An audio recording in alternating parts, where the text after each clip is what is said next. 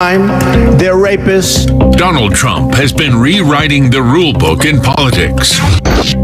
I don't know what I said. I don't remember. Like to punch him in the face, I'll tell you. And moved to the front of the pack doing it. They'd be carried out on a stretcher, folks. And people have punched back against him as well.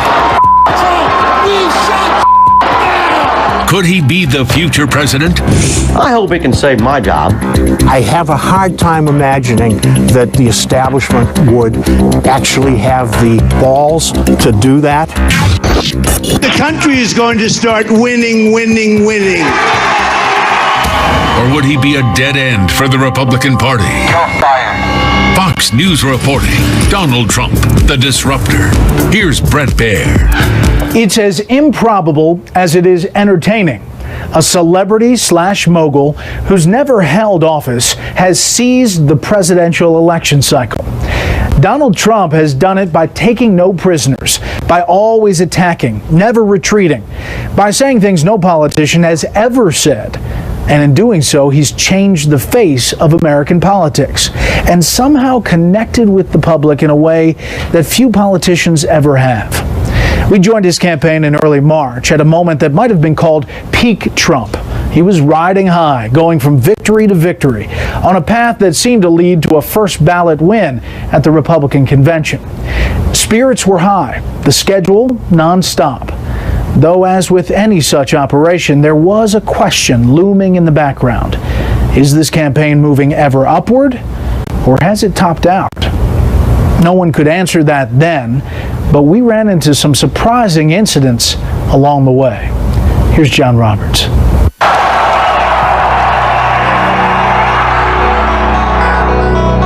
March 11th.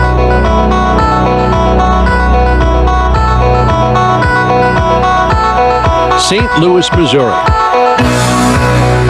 Donald Trump is on stage. We're going to start winning again. We're going to win. We're going to win with the military. We're going to win with our veterans. We're going to take care of them. He's in his element, delivering what amounts to his version of a stump speech. We're going to take care of our Second Amendment. We're going to win with health care. We're going to win. We are going to make America great again. I love you all. Thank you. Thank you up there. And he does seem to love them, and they love him back. After the speech, the love fest continues as he wades into the crowd. His fans surrounding him, many clamoring for an autograph. Trump's been at it for months, but this is something he never seems to tire of. In fact, meeting his fans face to face appears to enliven him. And to his exuberant supporters, finally, here's a guy who gets it. Someone who understands them, talks like them, thinks like them. They don't seem to mind the fact that, of course, he is most decidedly not one of them. It's the Trump paradox, and it's this connection to his core supporters that has been his biggest strength.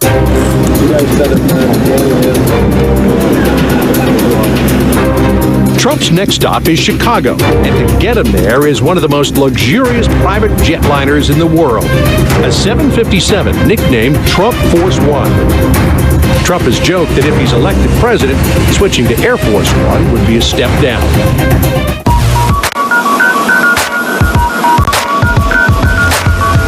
The plane can hold up to 43 passengers in oversized first-class leather seats, each with 24-karat gold-plated seatbelts and the Trump family crest embroidered into the headrest. There's also a dining area, 2 bedrooms, a private bathroom with shower, and a main lounge with a 57-inch flat-screen TV and multiplex movie system. That's where we sat for an interview. Here's a picture of you and your father. Yeah. Roof of a building in 1973. That's right. If your father had been told when that picture was taken that one day his son would be the front runner for president of the United States, what do you think he'd say? Well, he'd be very proud of Time magazine, yeah. That was a nice picture. I remember that picture. It's the first time I ever had my picture in a magazine cover. He wouldn't have believed it, actually. It's been a very interesting process, I'll tell you, the whole political process. I've learned so much. What have you learned about yourself? You have to be able to handle pressure. And I have been able in my life. I mean, my life has been a big pressure cooker, so I've always been through that. But political pressure is a little bit different. And How so? It's coming at you very quickly, very fast, very personal. I'd like to watch him. He's just going on. Do you mind, John? Trump cut our interview short when Ben Carson popped up on that 57-inch flat-screen TV. A former rival, Carson is now supporting Trump. Why Donald Trump? Because we have political operatives trying to manipulate the results. With a large delegate lead and now Ben Carson's endorsement, it was a triumphant moment for Trump. Yet there were already warning signs. Earlier that week, campaign manager Corey Lewandowski had allegedly manhandled a female reporter, and the incident was still getting a lot of attention. For the first time, it seemed, Trump was losing his grip on the news cycle. Could it mean that a candidacy that had been flying so high was losing altitude? Still, as the plane descended into Chicago for that evening's rally, everything seemed on track. No one could know what was in store would be the darkest moments the campaign had yet seen. When we come back, we show you the outrageous journey of candidate Trump, from long shot to front runner. And later, we bring you exclusive footage of the near riot on one of Donald Trump's campaign stops. Is it a glimpse of things to come? When Donald Trump said he was running for president, the pundits had a good laugh. But by the time they stopped chuckling, guess who was on top? My father, Donald J. Trump.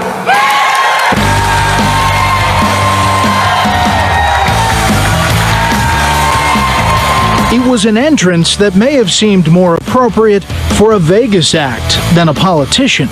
But last June in Trump Tower, Donald Trump had something very important to say to America.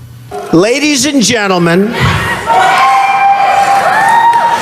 I am officially running for President of the United States, and we are going to make our country great again. The 69-year-old billionaire real estate mogul had never held office, but now he was going for all the marbles. Beyond the announcement, one section of his speech got almost all the attention. When Mexico sends its people, they're not sending their best. They're bringing drugs, they're bringing crime, they're rapists, and some, I assume, are good people. This was not how candidates normally spoke. Pundits announced his campaign dead on arrival. How should Republicans handle Donald Trump? Ignore him. He's not going to win the Republican nomination. I really don't think that it's what the Republican Party needs. When it started talking about that Mexico is sending us their worst rapists and drug dealers, and some of them may be okay, I turned to the person that I was with, somebody on my staff, and I said, we're in trouble. One of Trump's opponents, Senator Lindsey Graham, didn't like what Trump was saying, but could sense where this was going. Because I knew right then he was going to exploit the immigration issue, and that would mean that we're going down the wrong road when it comes to fixing this problem as a party. Trump kept it up, banging the immigration drum. I will build a great, great wall on our southern border, and I will have Mexico pay for that wall. Mark my words. The line became fodder for countless punchlines. Now, how are you going to deal with immigration? Build a giant wall. Okay, what about the economy?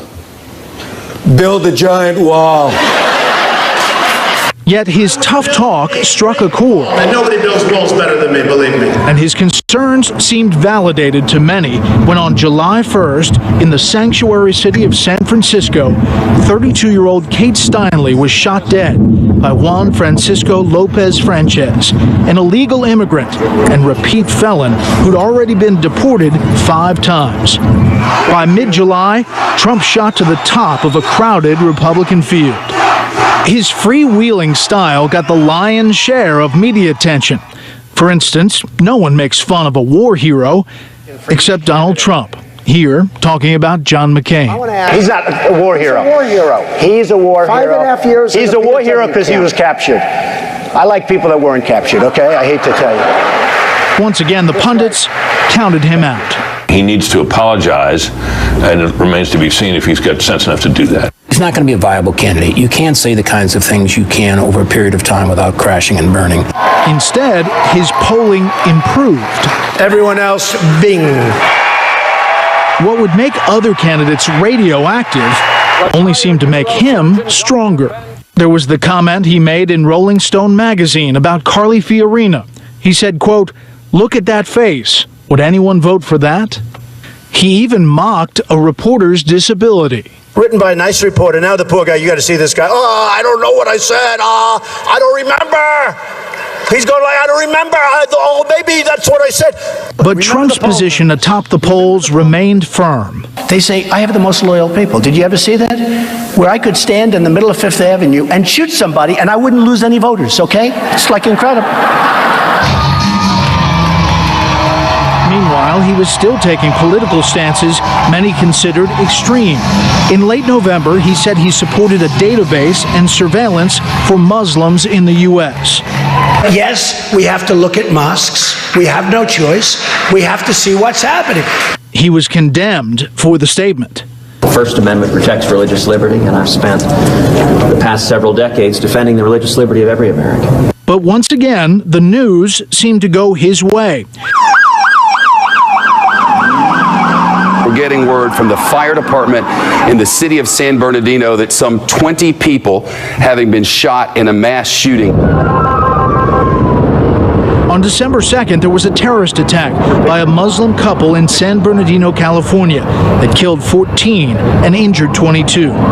By year's end, Trump had a 21-point lead in the polls. But it was 2016 that would truly test his candidacy.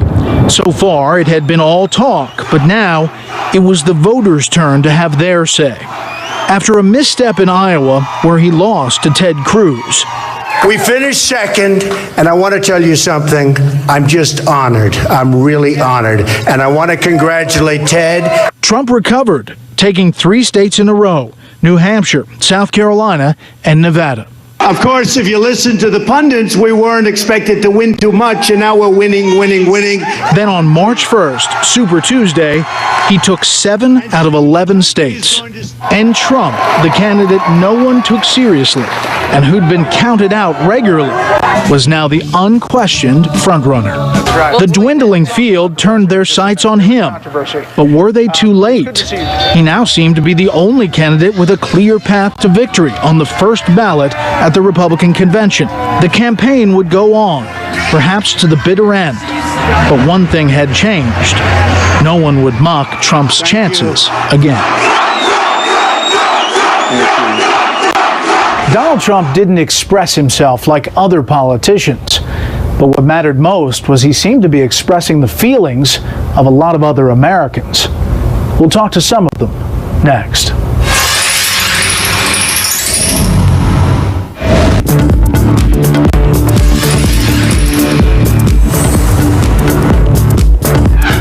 It's safe to say Donald Trump came as a surprise to the political and media class. This is partly because he seized upon issues that mattered deeply to a lot of Americans, but weren't part of the conversation among the Republican establishment. One such issue: trade. From the start of his campaign, Donald Trump's economic populism had made him a favorite among white working-class voters. And then, once again, it seemed that he had anticipated the news cycle when this cell phone video went viral last February. The best way to stay competitive and protect the business for long term is to move production from our facility in Indianapolis to Monterrey, Mexico. It shows the moment when 1,400 workers at Carrier Air Conditioning were told their jobs will be shipped from Indianapolis to Mexico in 2017. We're moving. We're shutting down. We're moving to Monterrey, Mexico. Starting, and it's like, wow, really? Mark Weddle, who has worked at Carrier for 24 years, was there when management made the announcement. I want to be clear, this is strictly a business decision. Some people were hollering, some people were, raising some cane. You heard one guy said F you. Dave Hartsock has worked at Carrier for 13 years. And that one guy really said it all for everybody. I looked up, I heard somebody crying, I looked up, and my friend Cheryl, I mean, she's crying, and it's like, it just devastated her. I was just, basically numb. I just didn't know what the hell to think. Just days later, during the CBS News GOP debate, Donald Trump was the only candidate to speak about the mass layoff. All of these 1,400 people that are being laid off, they're laid off. They were crying. It was a very sad situation. He explained what he would do to Carrier if he was elected president. I am going to get consensus from Congress, and we're going to tax you when those air conditions come. So stay where you are or build in the United States. That sort of talk directly contradicted decades of Republican thinking on free trade. I did catch that on the news, that he brought up Carrier. I thought, hell yeah, about time somebody say something. Though Mark Weddle is a Democrat and union member, this time around, he's supporting Trump. I believe the entire political system's going to be different from now on. It needs to be changed. Nothing gets done. Nothing happens that benefits the American people. It's benefiting somebody else. This election is very important to everybody. Not just me, but to everybody. And we've got to start doing something. If we let everybody go to Mexico, we're not going to have any jobs for our grandchildren. I think everybody's just mad, and they got fed up with the government letting things like this happen. I appreciate any candidate that's going to do more to keep jobs in America. I hope it can save my job and everybody else's job that's in the same situation. This is not the first factory that's closed down. Another example is Niagara Ceramics in Buffalo, New York, which closed in 2013. It was just impossible for us to compete with the foreign market, Asia in particular. Joe Bronco was a vice president. Very difficult for us to manufacture a product in the USA at dollars per piece more than you could buy it for landed at a port on either coast. Today, the old warehouse feels almost haunted, not by ghosts, but by memories of when the factory employed more than 400 skilled workers. It was so unexpected, and they really only told us we were going to have a 2-week shutdown. And at the end of the 2 weeks, we all got a phone call saying, do not return. We held on as long as we could, slowly, trimming the fat, going as close to the bone as we could to try to stay operational, and we just couldn't do it. We just couldn't hold on. I mean, it was one of the saddest points in my life, to be completely honest with you, because we've had hundreds of families suddenly without work. Bronco was down, but not out. He's opened a new ceramics facility in Rochester, New York, called North Star Ceramics, much smaller, but growing. And he's hired back some of his original employees. Skilled craft is definitely what we need here. Without that, it would be very difficult for us to compete in this market. Bronco may be management, but he agrees with the employees we saw earlier. Donald Trump made it very clear that we've made some bad trade deals, and they're affecting businesses like me today, and we are definitely not working on a level playing field. He believes that Trump has the know-how to help the economy expand. The fact that Donald Trump is a businessman is playing a huge factor in my support of him. I mean, he understands what it's like to be where I am in a much larger scale. How did you decide to support Trump? At what point did you say, this is the candidate I want to get behind?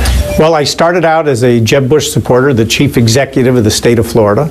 And when all the dust settled and Jeb's campaign never caught fire and he withdrew, I looked at who was standing, and there was Donald Trump. Before he entered politics, New York Congressman Chris Collins was personally involved in securing funding that kept Niagara Ceramics afloat for several years. I experienced that firsthand, trying to save the jobs we could save, in my case, partnering with a management team and thinking as an entrepreneurial, smaller company we could compete with the Chinese, but it was just unrelenting. That firsthand experience is one reason he became the first sitting member of Congress to endorse Trump, and is now one of his official emissaries to Capitol Hill. People get behind the winner, which is Mr. Trump. You think he'll bring new voters in?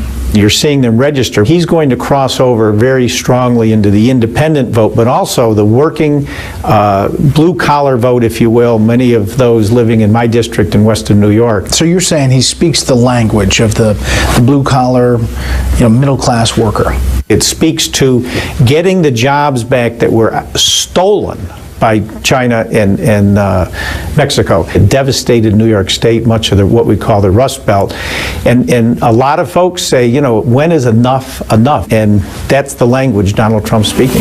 With his views on trade, Donald Trump blasted wide open a fault line in Republican and indeed American politics. It may not be surprising that the frustrations and even anger of the working man have played such a large role in this election cycle. But how is it that this celebrity billionaire of all candidates came to be the one who tapped into those powerful currents? That's next.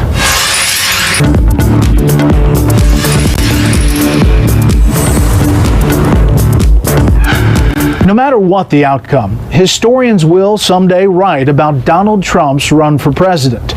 But to those who thought his candidacy came out of nowhere, there's actually a lot of history leading up to it. In fact, a whole lifetime's worth. Here's Martha McCallum.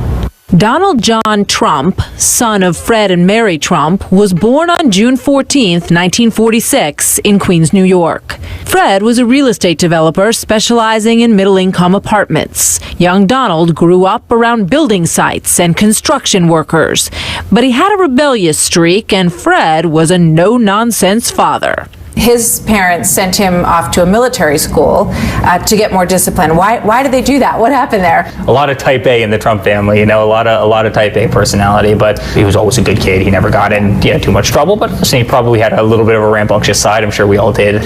Eric Trump is Donald's 32-year-old son. My father raised him at military school. He often says it's the best thing that ever happened to him. They sent him to New York Military Academy. I also spoke to the 38-year-old Donald Jr. It was a great way to sort of get him on the right track and to focus. And I think I see that discipline today in the way he carries about his business dealings and everything else that he does in life.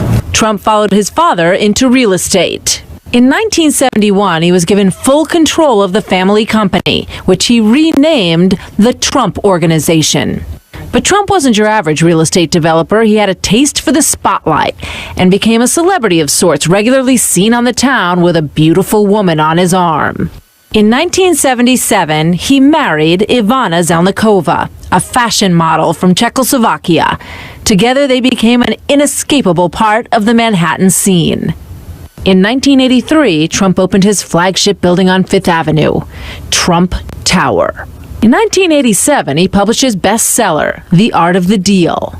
Trump had become a national figure. You never knew where he would show up next. Excuse me, where's the lobby? Down the hall and to the left. Thanks.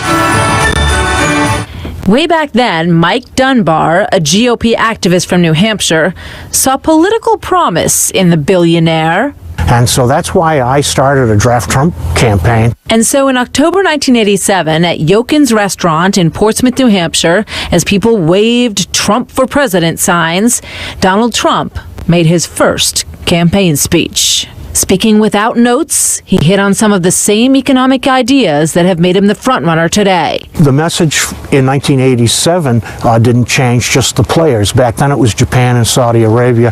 Today it's China and Mexico. We're still getting our lunch eaten by our trading partners, and the people who are hurting are people like me, people who work for a living. We're the ones who are feeling it. So Trump appeals to us. After the speech, they left the restaurant and moved Trump to a nearby press conference. And I had to get him from the speaker's podium to a side door, which was a pretty good distance.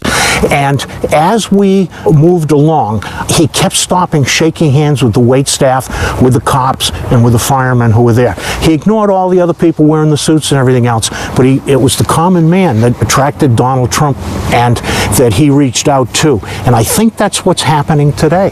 He's still reaching out to us, not to the guys in the suits. He didn't run back then, but the seed had been planted. The Taj will be, in my opinion, the most spectacular building ever built in this country. In the 90s, his business ventures had some ups and downs, and so did his love life. We have a great relationship. We've always had a great relationship, and it's fine. He and Ivana had a very public divorce in 1991.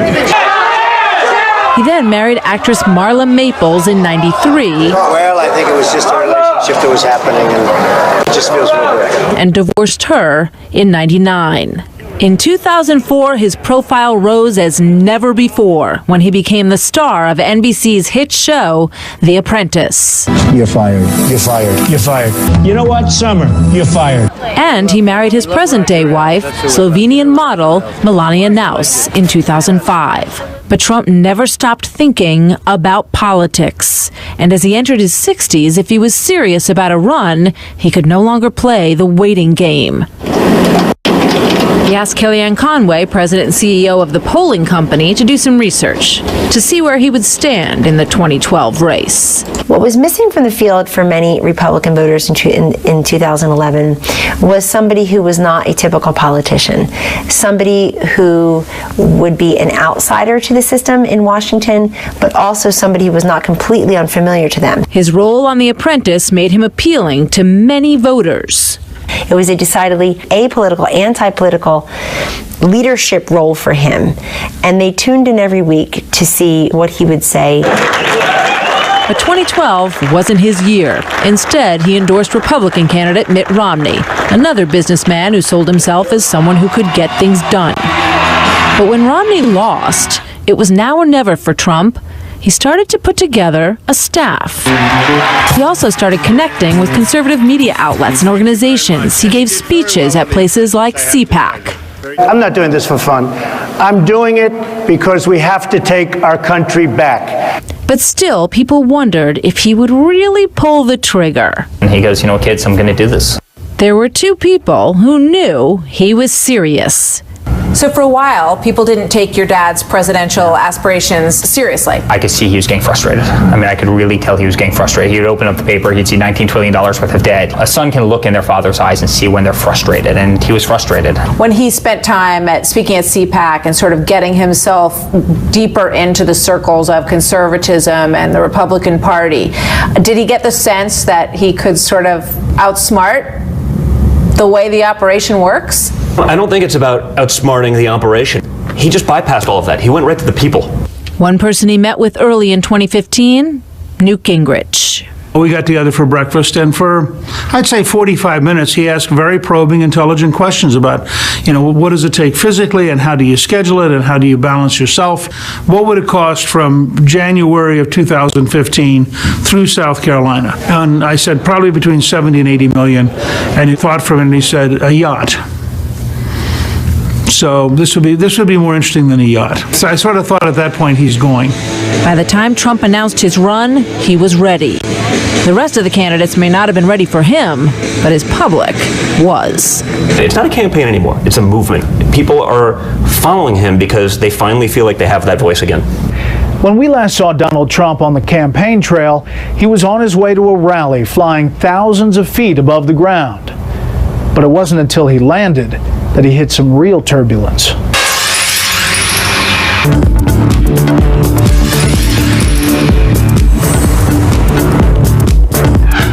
Chicago is known as the Windy City, so maybe it shouldn't be a big surprise that this is where Donald Trump's campaign ran into a real cyclone. Once again, John Roberts. When we left Donald Trump on the campaign trail, he just landed in Chicago for another big rally. Little did he know, he was heading into a buzzsaw. The qualities in candidate Trump that inspired such enthusiasm among his supporters also stirred hostility in almost equal measure. Among those who opposed him, an all-star Chicago leftist activism, Bill Ayers. Trump has galvanized a feeling that there's something loose in the land, and that something is dangerous, and it's absolutely anti-American, and it has to be opposed. In Chicago, Trump protesters were so well organized, so determined to disrupt, that Trump did something unique for him. He backed off and canceled the event. And for the safety of all the tens of thousands of people that have gathered in and around the arena, tonight's rally will be postponed until another day. Thank you very much.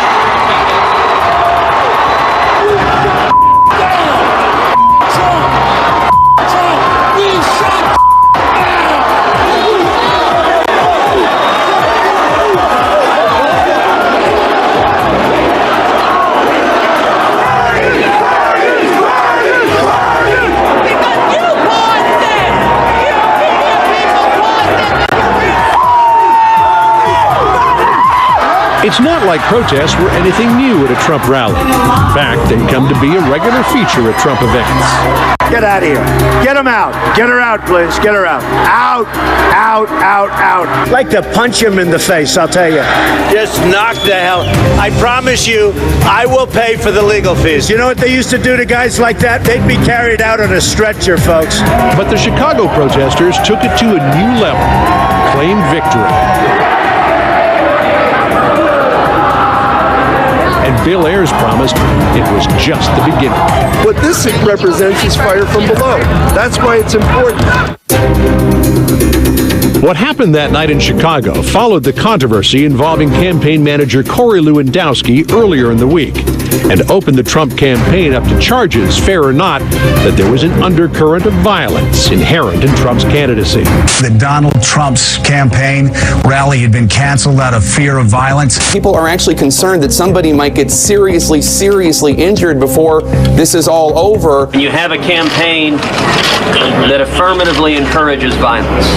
You create an environment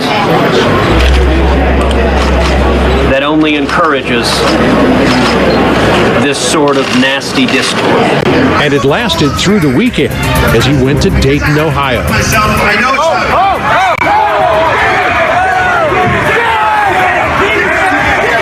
Trump's response was characteristically blunt. Hillary. You know, Hillary was saying Donald Trump has to stop the rhetoric. He has to stop it. And my people are great. It's these people that are the problem.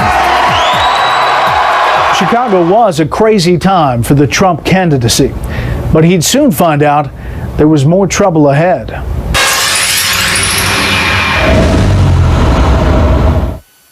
Why do people count on Sunsweet Amazing Prune Juice to stay fit on the inside? It's made only from prunes, nothing else. It's a natural source of fiber and 5 essential vitamins. Amazing Prune Juice and Amazing Prune Light from Sunsweet, the feel-good fruit.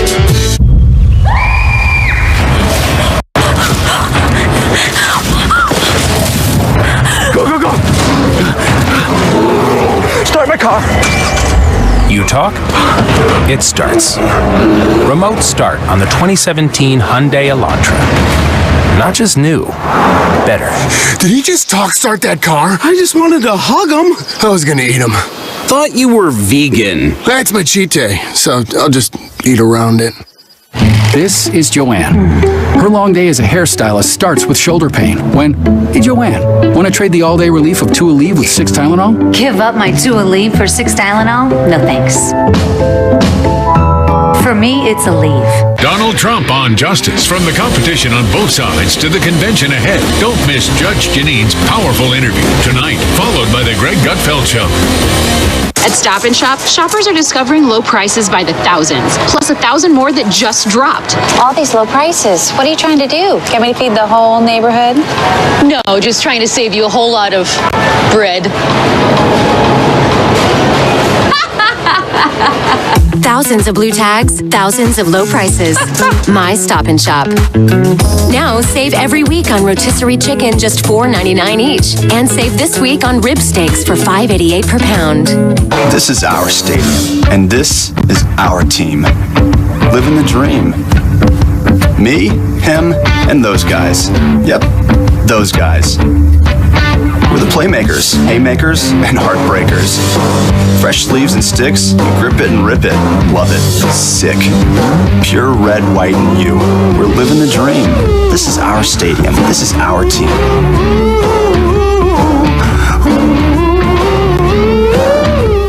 You lived through these years. You know what will happen.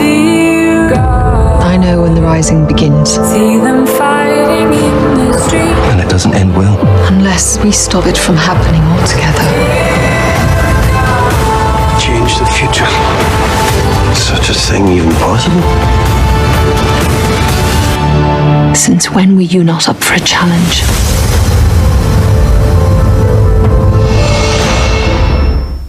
I'm done with golf. I'm sick of this parking lot. I hate my clubs. I don't even know why I wear this stupid visor.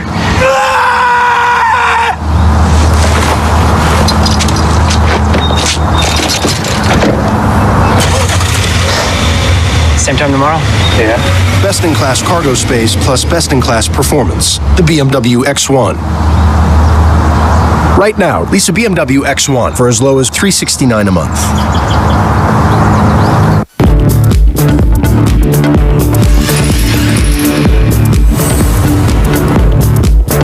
It's been said April is the cruelest month.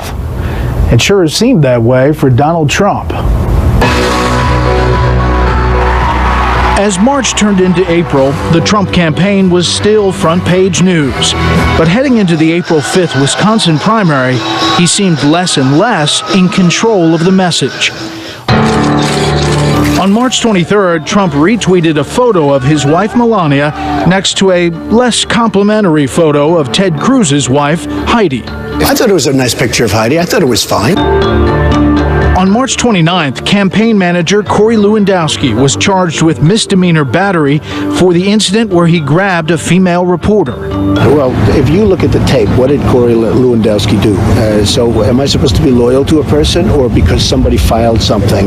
Then, in a March 30th town hall meeting, answering a hypothetical question, Trump said women who have abortions should be punished if the procedure was banned. There has to be some form of punishment. For the woman? Yeah. And later seemed to change his position on the issue more than once. If these stories had one thing in common, it's that they all had the capacity to hurt Trump, in particular with female voters. You've called women you don't like fat pigs, dogs, slobs, and disgusting animals. I'm not a fan of Megyn Kelly. I don't like her. As we've already seen, this wasn't the first time Trump had women problems. John Roberts asked Trump about a potential gender gap among voters. I think I'm going to do great with women. People are wondering your feud with Megyn Kelly, and you sent out 119 tweets about her, 9 of which you say she's crazy. Is that presidential? Let me just tell you, I have nothing against Megyn. And in the last debate I said she treated me fairly, although she should have given the letter that I gave her. So why do you keep going down this road? I'll tell you why. She's very nasty to me, and she doesn't treat me fairly. Now, I could sit back and take it, or I can let people understand and let people know. I don't like discussing Megyn because I have other things to talk about that are much, much more important. I don't want to talk about Megyn. Trump didn't want to talk about Megyn then, but would all these incidents have a cumulative effect? Mr. Trump now, in April 2016, is facing a different kind of headwind that he's not faced since the beginning of his candidacy. People are now starting to wonder if this guy whose entire narrative is built on winning can actually win in the fall. One test of that proposition came in Wisconsin, where Trump lost by double digits. And this time, no televised appearance for Trump. Instead, his campaign issued a statement saying, quote, "Lion Ted Cruz was being used by party bosses attempting to steal the nomination from Mr. Trump." Was this a turning point in his campaign? To someone like Lindsey Graham, Trump supporters needed a reality check. This idea that somehow Mr. Trump is going to bring in Democratic voters to override his collapsed Hispanics and young women is just foolish. So you can sugarcoat this any way you want.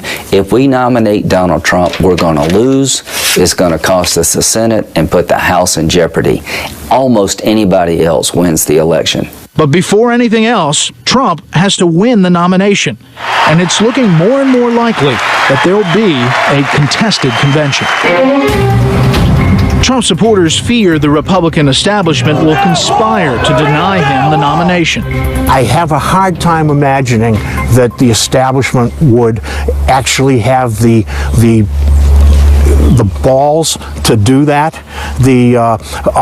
But the fact that we're talking about it is an indication of how contemptuous they are of regular folk.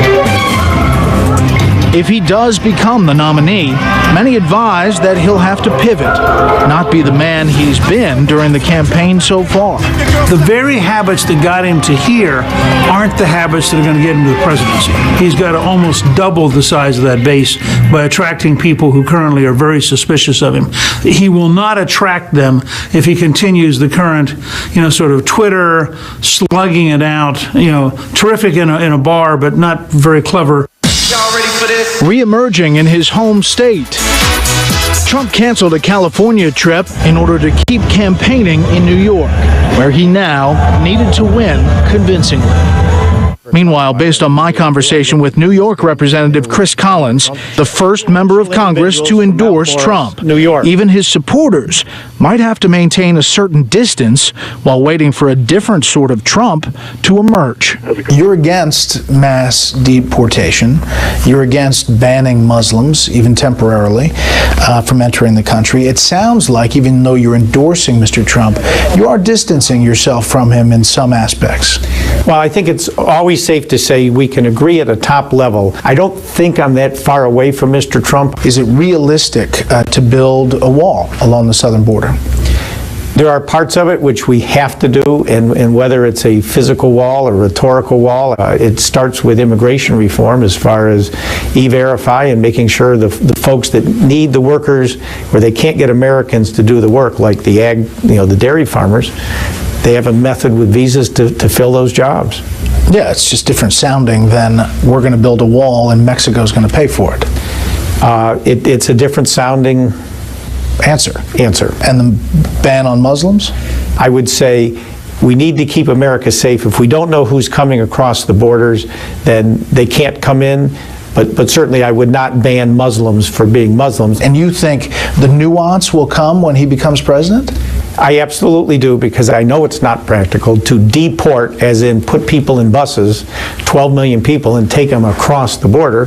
So once Mr. Trump is president, or even the nominee, we can sit down and talk about these things. We can clarify them. And so is it fair to say that people who support Donald Trump see in him what they want to see in him?